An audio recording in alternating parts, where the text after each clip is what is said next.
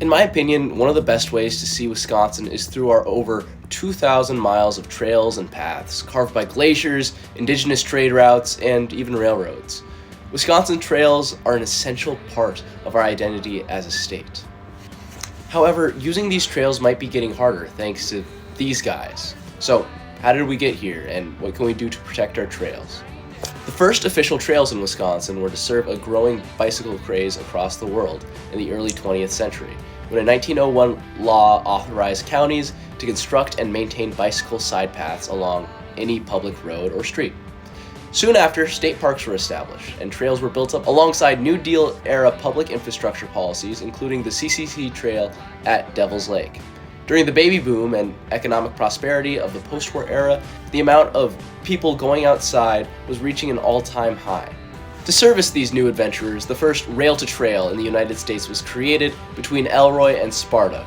Alongside this new path, the Wisconsin DNR created guidelines for developing urban bikeways, paving the way for the creation of bike lanes in urban centers like this one in Madison.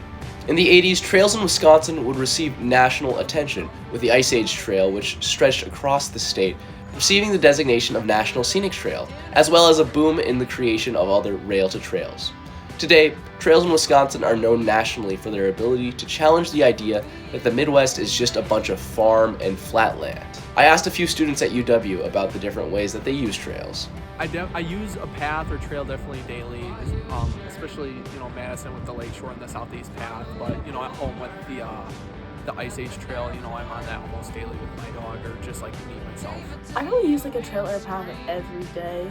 Oh, absolutely. I mean, it's a great way for people to kind of be in the environment. It's a great place to kind of just be away from cars too.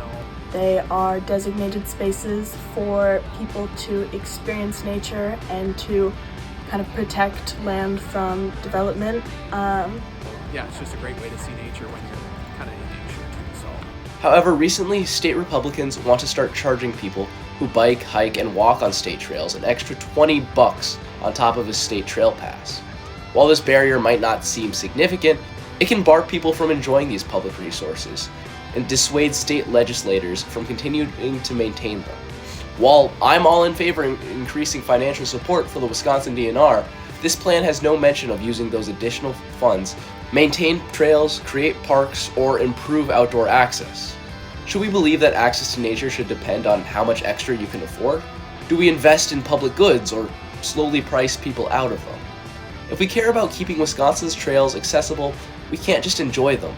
We have to pay attention, speak up, and vote like their future depends on it, because it does.